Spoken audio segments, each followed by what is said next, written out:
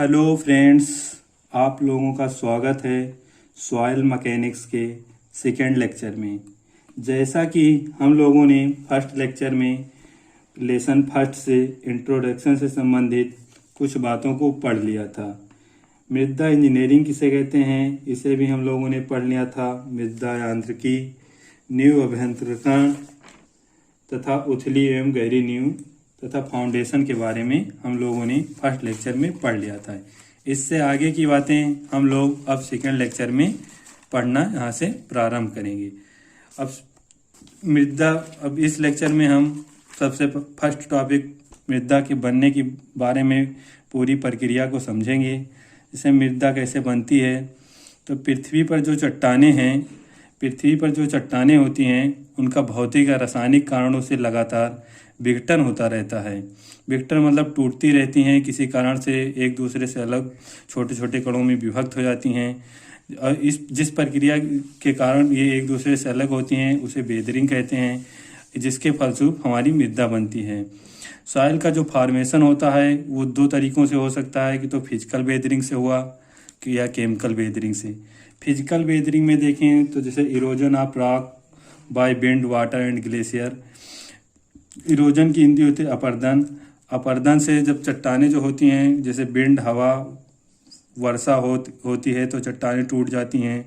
Glacier के सरकने से चट्टानों के आपस में रगड़न के कारण चट्टानें टूट जाती हैं, जिससे सॉइल बन सकती है। केमिकल वेदरिंग में देखें, जैसे अम्लीय वर्षा होती है जिसके कारण मृदा बन सकती है। एल्काइंस एंड वाटर में जो एल्काइंस उपस्थित होते हैं, वाटर के बहने के कारण मृदा, एल्काइंस की उपस्थिति के कारण केमिकल रिएक्शन से मृदा का बनना हो सकता है। केमिकल वेदरिंग से जो मृदा बनती है उसमें हम क्ले को रखते हैं, तथा फिजिकल वेदरिंग से जो मृदा बनती है उसमें हम सैंड तथा ग्रेवल को रखते हैं। इससे अगले टॉपिक को देखें तो फिर हमारा है जियोलॉजिकल साइकिल, भूवैज्ञानिक चक्र। प्रकृति में मृदा का बनना भूवैज्ञानिक चक्र की एक ही प्रावस्था मतलब फेज है। पहली प्रावस्था जो है वेदरिंग, सेकंड जो है ट्रांसपोर्टेशन एंड डिपोजिशन, फिर अपहीवल मतलब अभ्युत्थान, अपक्षय, परिवहन एवं निक्षेपण एवं अभ्युत्थान को हम डिटेल से समझें तो जैसे कि माना यह एक चट्टान है, एक रॉक है, और इसको धीरे धीरे छोटे छोटे कणों में टूटकर यहाँ पर इकट्ठा हो गई। फिर यहाँ पर मान लिया एक नदी थी, नदी के द्वारा बहाकर ये ले जाकर एक यहाँ पर इकट्ठा कर दी गई। जो फर्स्ट स्टेप है अपक्षय, जो अपक्षय के बारे में बात करें तो जो चट्टान यहाँ से टूट रही है इसी प्रक्रिया को वेदरिंग कहते हैं, मतलब अपक्षय कहते हैं।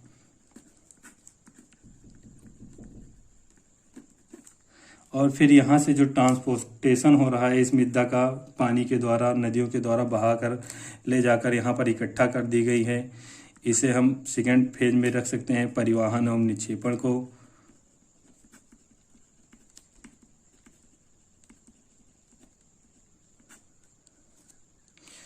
फिर थर्ड स्टेप में हम देखें अपहील, जब यह मृदा धीरे धीरे नदियों द्वारा बहाकर ले जाकर एक स्थान पर काफ़ी मात्रा में इकट्ठा कर दी जाती है तो उसे अपहील कहते हैं। जब यह पुनः मृदा उसी स्थान पर छोटे छोटे कणों में उपस्थित होकर एक चट्टान का रूप ले लेती है तो इसे अभ्युत्थान कहते हैं। इस प्रकार यह पूरा साइकिल पूरा होती है। पहले मृदा चट्टान से टूटती है, फिर उसका परिवहन और निक्षेपण होता है, फिर पुनः वह आकर एक चट्टान का रूप ले लेती है। फिर इसी प्रकार यह प्रक्रिया बार बार चलती रहती है।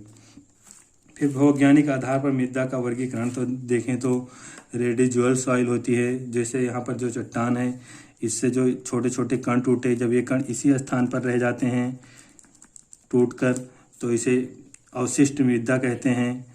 और ट्रांसपोर्टेड सॉइल, जब ये चट्टान जैसे यहाँ से बहाकर इन कणों को ले जाकर यहाँ पर कहीं पर नदियों या किसी द्वारा किसी दूसरे स्थान पर स्थानांतरित कर दिया जाता है तो ट्रांसपोर्टेड सॉइल कहलाती है।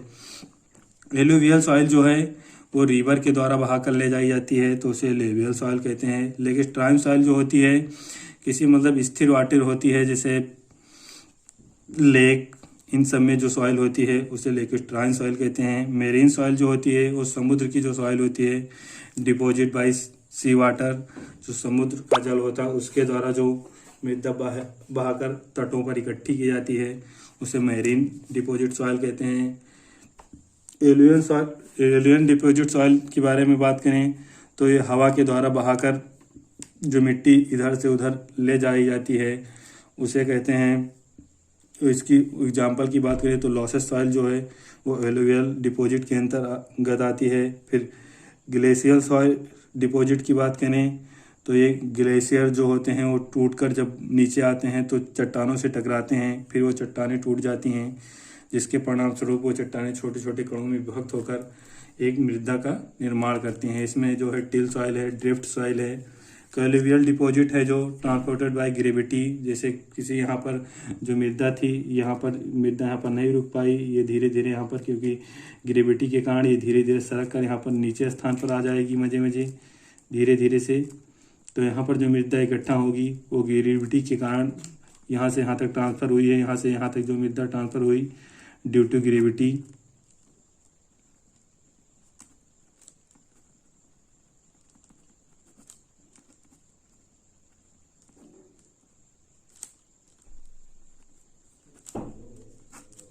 ग्रेविटी के कारण जो ट्रांसपोर्टेड होगा वो उसे हम कॉलुवियल सॉइल कहते हैं। इसमें जो सॉइल आती है वो फिर इंजीनियरिंग दृष्टिकोण से मृदा का वर्गीकरण देखें तो ससंजनहीन मृदाएं होती हैं, ससंजन मृदा होती है, कोलाइड्स होती है। ससंजनहीन मृदा जो होती है इनमें हम पानी की कुछ कण मिलाकर अगर इसको पानी की कुछ मात्रा मिलाकर इसको इच्छित आकार में ढालना चाहें तो नहीं ढाल सकते हैं। जैसे बालू है, हम लोग देखते हैं अगर पानी की कुछ मात्रा उसमें मिला दें और उसको किसी भी आकार में ढालना चाहें तो मनचाहे आकार में उसको नहीं ढाल सकते हैं। तो इस प्रकार की जो मृदाएं होती हैं उसे हम ससंजनहीन मृदा कहते हैं। इसमें बालू, बजरी ये इनके उदाहरण हैं। और ससंजन मृदाओं की बात करें कोहेसिव सॉइल की तो इन मृदाओं में पानी की कुछ मात्रा मिला दें तो इनको अपने इच्छित आकार में ढाल सकते हैं। इन मृदाओं में जैसे क्ले पार्टिकल्स आते हैं महीन महीन कणों वाले। कोलाइड्स की बात करें तो ये अत्यंत सूक्ष्म कण हैं, इनकी सतही क्षेत्रफल बहुत अधिक होता है। इनका जो माप होता है ये इंजीनियरिंग दृष्टि से मृदा का वर्गीकरण देखें तो 3 प्रकार से होता है: ससंजनहीन मृदाएं, ससंजन मृदाएं, कोलाइड्स।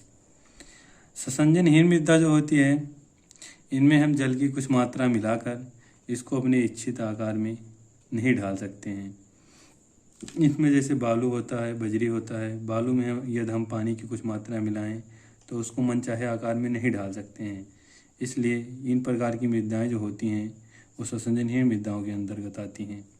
ससंजन मृदा की बात करें तो इन मृदाओं में जल की कुछ मात्रा मिलाकर हम इनको इच्छित आकार में ढाल सकते हैं। इनमें क्ले पार्टिकल्स आते हैं। कोलाइड्स की बात करें तो ये अत्यंत सूक्ष्म कण होते हैं। इनका जो सतही क्षेत्रफल होता है वो बहुत अधिक होता है। ये कण जो होते हैं इनकी माप हमेशा 2 × 10⁻³ mm से हमेशा कम होती है। मृदा की संरचना की बात करें तो यह 3 प्रकार का होता है: समान कणिक संरचना, कोशिकामय संरचना तथा ऊर्णी संरचना। समान कणिक संरचना की बात करें तो इस संरचना में जो कण होते हैं वो सभी कण समान आकार के होते हैं तथा लगभग गोलाकार होते हैं, कि आपस में जुड़ने की कोई संभावना नहीं होती है। ये कण ससंजनहीन होते हैं तथा बालू और मृदा, बजरी ऐसे कण इन संरचनाओं का निर्माण करते हैं। यह अत्यंत कोशिकामय संरचना की बात करें तो यह संरचना अत्यंत सूक्ष्म मृदाओं में पाई जाती है। ये सबसे सूक्ष्म मृदा के कण होते हैं तथा इनमें ससंजन का गुण होता है।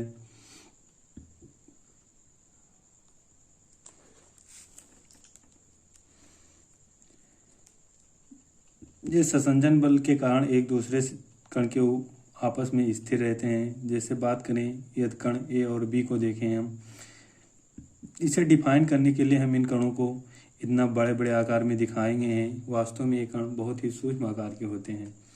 जैसे कण ए और बी की बात करें तो एक दूसरे पर आकर्षण बल के कारण स्थित हैं। जैसे कण बी और ए के बीच में जो आकर्षण बल लग रहा है वो कण ए के भार से अगर अधिक प्रभावी है तब तो कण ए होगा जो वो कण बी पर स्थिर रहेगा। अन्यथा यदि कण बी का जो आकर्षण बल है वो कण ए के भार से कम प्रभावी है तो कण बी वो स्लिप कर उसके बगल या खाली जगहों पर स्लिप कर जाएगा। इसी प्रकार सी कण को देखें तो इसी प्रकार हम कह सकते हैं कि डी का जो आकर्षण बल है वो सी के भार के बराबर या उससे कम हुआ तो सी वाला कण इस स्थिति में नहीं रहेगा, वो स्लिप कर जाएगा। जब ऐसे कण जब इनका जो आकर्षण बल है इनके ऊपर रहने वाले कणों के भार से अधिक प्रभावी होगा तब ये कण आपस में मिलकर एक कोशिकामय संरचना बना लेंगे। इस प्रकार ये एक कोशिकामय स्ट्रक्चर दे सकते हैं, ऐसे कोशिकामय संरचना बना लेंगे। और ओरडी संरचना की बात करें तो यह संरचना केवल अत्यंत सूक्ष्म कणों वाली मृदाओं में पाई जाती है। कणों में जल की अवसादन की जो गति होती है उनके व्यास के वर्ग के समानुपाती होती है। जैसे आगे चलकर हम पढ़ेंगे स्टोक का लॉ, बी बराबर gamma S minus gamma L into D square बटा 18 म्यू एल। गामा एस है जो मृदा का एकांक भार है, गामा एल है जो द्रव का एकांक भार है, म्यू एल है द्रव की सामान्यता है, डी है जो गोलाकार कणों का व्यास है। इसको यदि हम स्थिर मान लें कांस्टेंट स्थिरांक तो b बराबर के डी स्क्वायर लिख सकते हैं या b समानुपाती डी स्क्वायर। जैसे कि यहाँ पर बताया गया है कि कणों में जल की अवसादन की गति होती है उनके व्यास के वर्ग के समानुपाती होती है। सूक्ष्म कण यह अत्यंत कम होते हैं। ये कण आपस में मिलकर उणिका बनाते हैं। ये उणिका स्वयं को कोशिकामय संरचना वाले होते हैं। जैसे कि ऊपर बताया गया है कि कोशिकामय संरचना कैसे बनती है, कोशिकामय संरचना वाले होते हैं। ये उणिका बड़े आकार के कारण अवसादित होकर पुनः मिलकर दोबारा कोशिकामय संरचनाएं बना लेते हैं। इसी प्रकार ये संरचनाएं इसे बार बार बनाते रहते हैं तो ये दोबारा मिलकर बनाते रहते हैं। इसी संरचना को जब ये बार बार कोशिकामय संरचना बनाते रहते हैं इसी को ऊंडी संरचना कहते हैं। ये चैप्टर यहीं पर समाप्त होता है। जैसे कि इंट्रोडक्शन का जो लेसन फर्स्ट का पार्ट था वो हम लोगों ने इस लेक्चर में समाप्त कर लिया है। अगले लेक्चर में हम लोग सेकेंड चैप्टर से शुरुआत करेंगे जो कि लमसम में टोटली न्यूमेरिकली पार्ट है और बहुत बेहतर ढंग से समझेंगे।